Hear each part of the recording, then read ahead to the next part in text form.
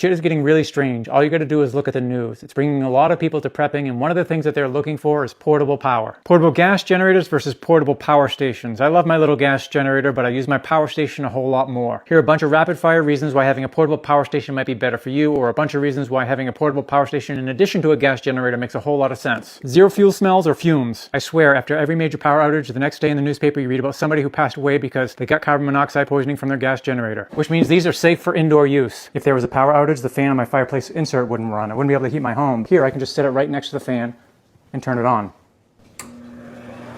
You can see that the fan is drawing 97 watts. That's going to give me 16 hours of runtime. 16 hours of heat running this fan at 88% during a power outage. This you would have to place outside and run an extension cord inside the house. Portable power stations are a whole lot quieter than gas generators. You can use this in a tent or a bedroom and sleep through it. If you have a CPAP machine, you'll use this, not this. This has enough power to run most of the things you need it to. I've used it to run power tools. I needed to make a quick cut on my ghetto table saw, so it was easier just to bring the Blue Eddy. The technology on these has come a long way. This one has an impressive 1800 watt running power, 2700 watt lifting power. You don't have to fill this one with gas, no spark plugs, no carburetor issues. And this is simple push button start. You don't have to pull start anything. I have no problem pull starting this, but if you're a senior or somebody with some physical limitations, a whole lot easier. Because this one's so much quieter, there's a lower risk of theft. If you live in an apartment building or an urban center, you're gonna want a power station. You'll have limited opportunity to use a gas generator. This runs on gas and gas alone. This can be charged 3 ways. You can charge it with the DC port in your vehicle, portable solar panel compatible, and of course AC charging. If you run out of gasoline and the gas stations have run dry, this thing's done for. But this, I've got a pile of portable solar panels upstairs that I could plug in and charge this thing during the day, use it at night. Hey. The temple shake, the bell them cry. Seraphim fall from the burning sky. Seal of 7 start crack and twist. Know the true one walk from abyss. What actually fails first in a blackout? It might surprise you. Some people think in a blackout it's just about the lights going out and a couple things we can't use. That's the least of your problems, especially in an extended blackout. Real grid failure, it's a system failure, and it happens in layers. So let's walk through some of the most critical systems that break and what to do about it. One of the huge failures, especially for people without a well and without a generator to run that well, is water pressure. Some people don't realize this. They take the water coming out of their faucet for granted every day. Your water system depends on electric pumps. No power, no pressure, no filtering either, especially city water. At first, you might still have some pressure, then it drops, and then it's gone. So your first move in a blackout, it's not always flashlights, it's water. Immediately fill the bathtub, every sink, fill containers, bottles, pots, buckets, anything you have. You can even get 55-gallon food drums pretty cheap on Facebook Marketplace. I have several of those. Because once pressure is gone, you miss the window. Another major failure, refrigeration. You have about 4 to 6 hours probably for your refrigerator and 24 to 48 hours for your freezer, if it's full. A full freezer holds temperature a little bit longer than if it were half full. You got to consolidate items and don't keep opening the door. Every time you open the door, that costs you time. Another big failure is communication. People assume phones will always work. Cell towers get overloaded pretty fast. And if you don't have a lot of good backup comms, instead of sending constant text and trying to make calls, send one message clearly. Where are you? What's the plan? When you're going to check in next. Then conserve your battery. A major failure that causes things to go south pretty quickly too is sanitation. This is where things can get really bad really fast. No water equals toilet issues. You want to have a 5-gallon bucket with trash bags, you could buy something like the Lugabaloo, which comes with a bucket, toilet seat, sanitizer, and waste bags. There's all kinds of products out there. But don't wait until it's a problem. What you've got here is a small battery bank, but not just a battery bank, a solar battery bank. It has 4 built-in solar panels. The sun, it doesn't care about the grid. The grid goes down, the sun's still going to come up. It's free, reliable, renewable energy. You don't have to have a 100-watt folding solar panel such as this, though I think you probably should, but you should also definitely have something like this. It has 3 USB ports, 2 USB-A ports, and 1 USB-C port, so you can charge, theoretically, 3 devices at once on this, or you can charge this via USB if you'd like. Probably can't see it in the glare right now, but it is, oh, there it is. It's charging my phone right now. You could just lay this out and let the battery bank itself recharge, so you can plug this in later on. This you can put in a bug out vehicle, this you can put in a bug out bag, and redundancy is key. 2 is 1, 1 is none.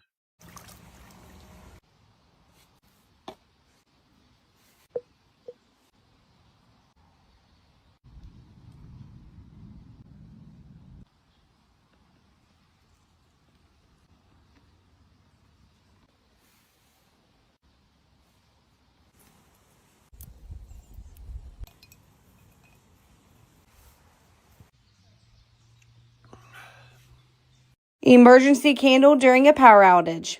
Okay, this is everything you're going to need. You're going to need a glass container with rice in it, and then some water, some Q-tips.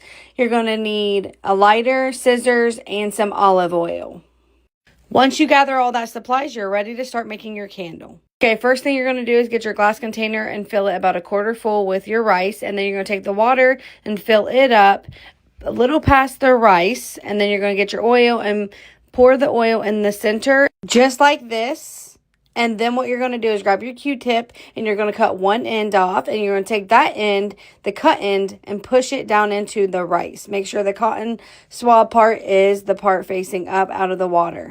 Then you just light it, and there you go. You just made your own candle. If you need a heat source or more light, you can always add more Q-tips, and these candles will not burn out until you put them out. Thanks for watching, friends. Stay safe and make sure you share this video so others can learn this amazing tip too. I have been prepping for about 3 years now, and I have acquired quite a few things. I've been getting ready for those natural disasters, economic disasters, political disasters. We stocked up on a lot of the short-term foods that you might use within 2-3 month period. Stocked up on your freezer foods, things you can store for a couple of years and don't have to worry about it. We've stocked up on home defense, family defense, self-defense. We got a lot of things that a lot of people just don't think about.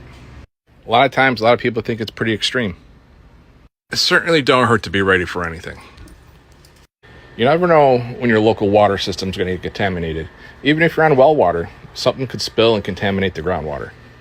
And having that long-term food for when you have to hunker down for a long time really helps. We have solar generators, we have backup batteries, we have solar panels, and we have power inverters. Plenty of toilet paper to combat that toilet paper shortage.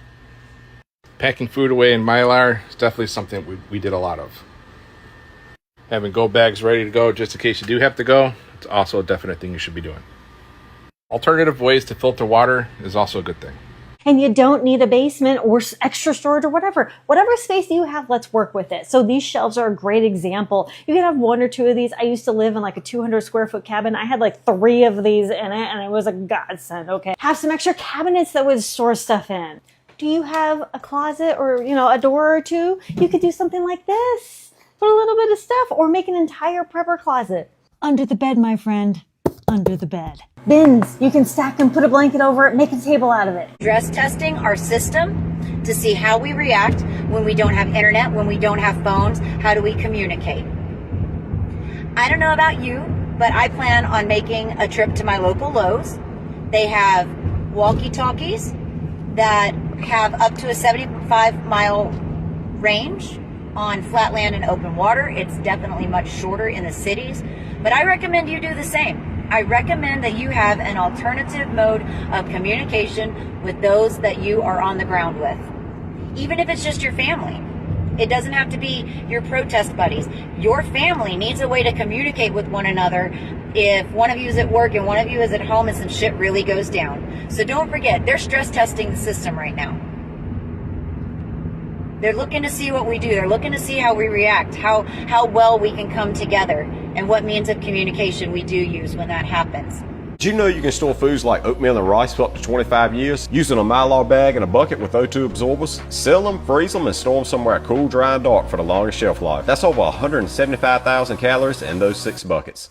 When it comes to actually storing food in Mylar, start by pouring your food into the bag, and as you go, shake it a little bit to help the food settle. Next, heat seal the top of the bag using something like a hair straightener, clothes iron, or a dedicated bag sealer, but you want to make sure that you leave a small gap at the top that has not been sealed. This is where you'll add your oxygen absorber into later on, so it'll need to be the correct size for that. Then after you've sealed your bags most of the way, go ahead and add your oxygen absorbers into that small gap that you left at the top of the bag.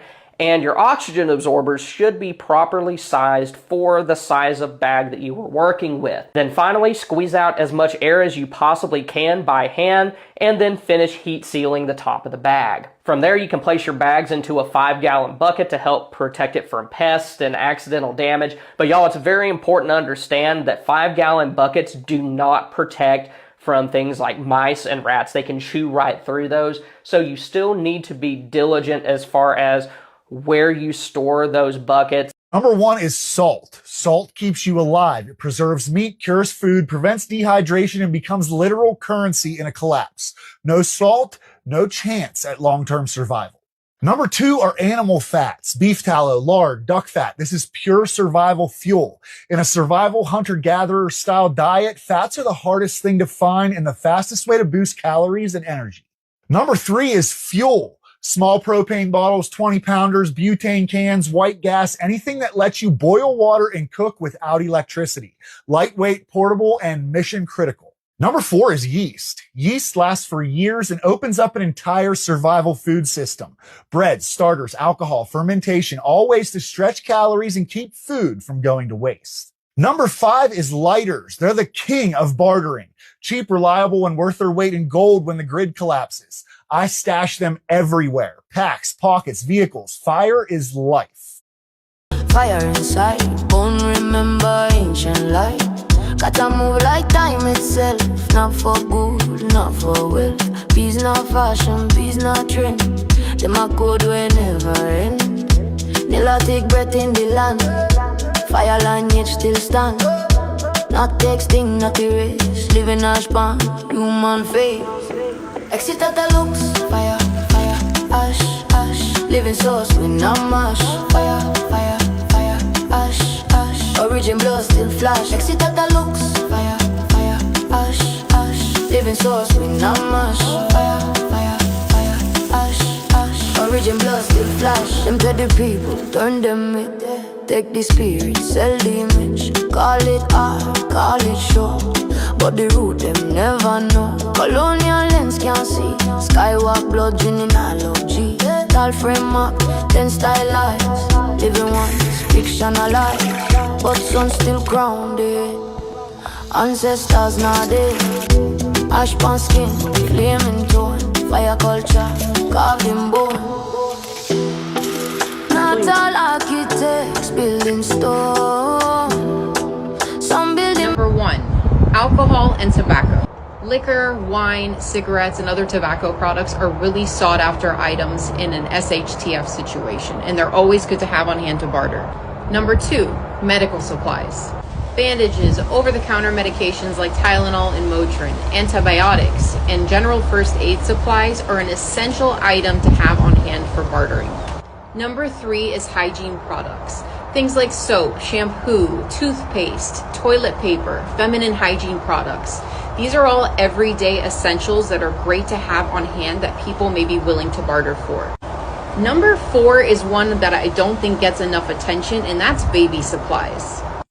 This is an essential item for parents, and they are going to need it when it is no longer in stores. So adding things like baby formula, baby diapers, and baby wipes into your stockpile is a great item to have on hand when bartering comes into play during an SHTF situation. Number 5 are books and educational materials. Knowledge is a valuable asset, and especially in difficult times. Books on survival skills, gardening, first aid, and other practical topics are valuable to have on hand. And this is one you don't even have to go the expensive route and stockpile books, but you can create little printed out packets if that's a better option for you. Number 6, I'm just going to call creature comforts. These are things that after you've already been in an SHTF situation for some period of time, that people are going to start seeking out as a luxury item. Things like coffee, chocolates, candies, spices. They're all great to have for your luxury bartering items. Number 7 is one that I love and I personally stockpile because it's easy and it just makes a lot of sense.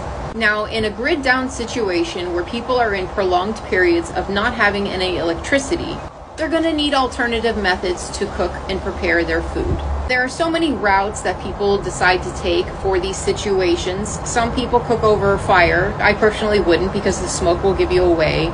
Some people like to cook over coal. Some people have small camping stoves that they stockpile propane for. But the items I'm talking about are the essentials that you're going to need to get those going.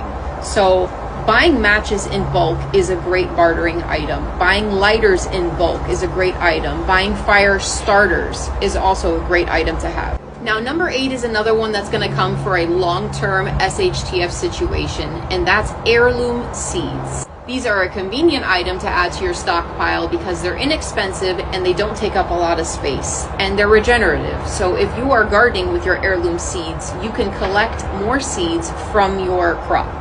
Now, number 9 and 10 are going to be your big high value items for barter. So number 9 is going to be tools and equipment.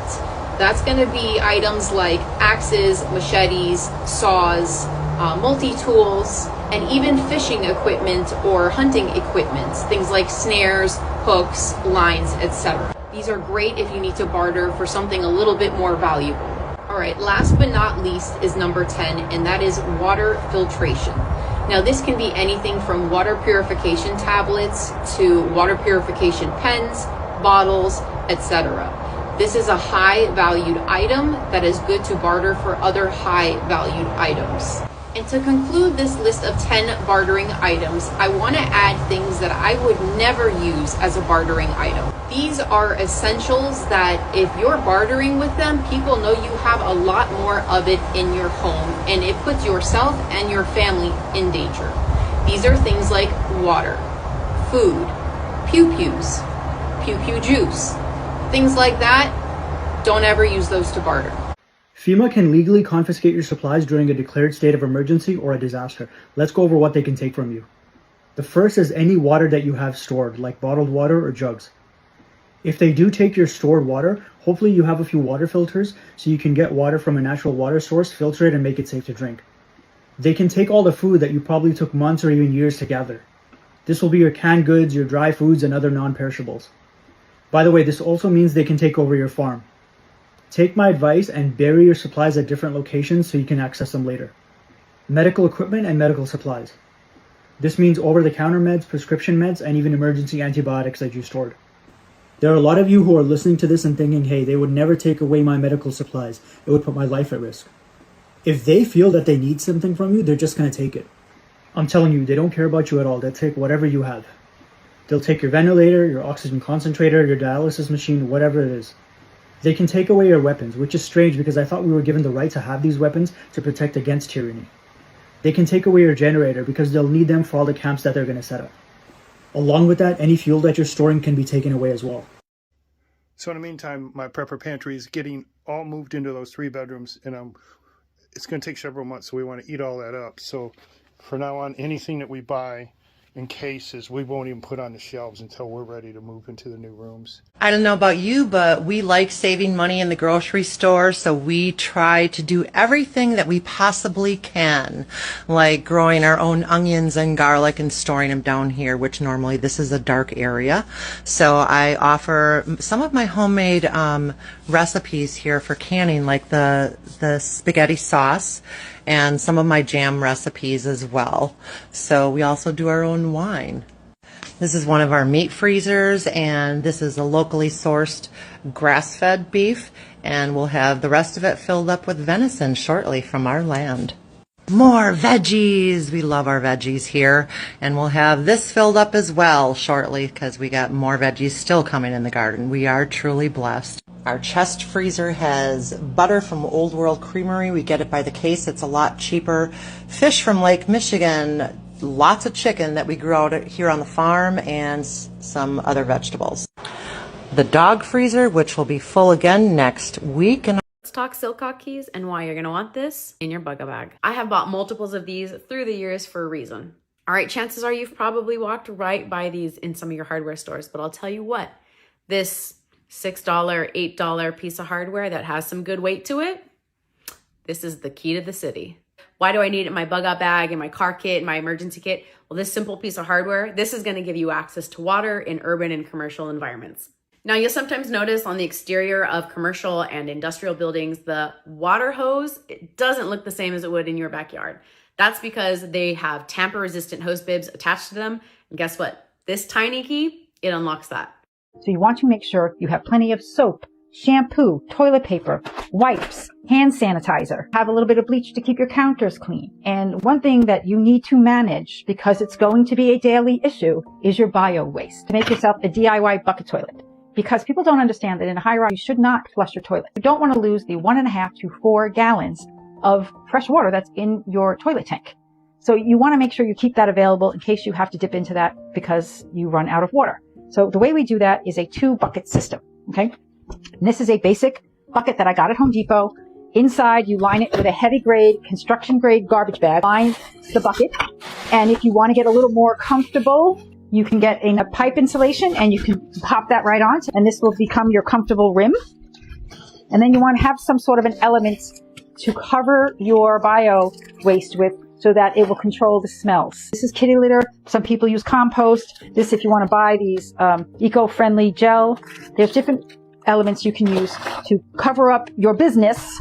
And then, you know, at the end of every day, you've gone a few times, you're going to take this, you're going to squeeze it down, tighten it up, and you're going to put it in a second storage bin with another tight cover on it. And this one you can keep in the same bathroom. I'm going to end up putting mine out on my balcony so that I keep my condominium sanitized and smelling good. Every emergency plan should have a bio waste management system. Another thing you have to worry about during a power outage is your dental care. You do not want to have any dental issues while you're in a long-term power outage.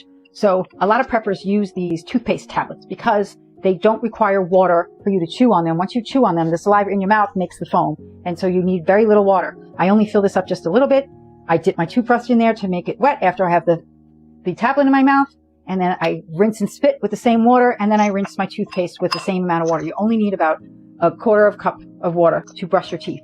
And you really should be brushing your teeth regularly while you're in a power outage. So that is a basic hygiene. You want to keep yourself clean. You want to have a bio waste system. You want to make sure you're taking care of your teeth. And then you want to make sure you have a way of wiping down your counters and making sure that there's no buildup of bacteria or mold in your apartment during a long-term power outage.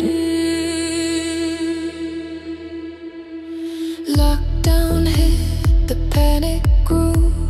Corporations knew just what to do. They didn't innovate, they secured the flow.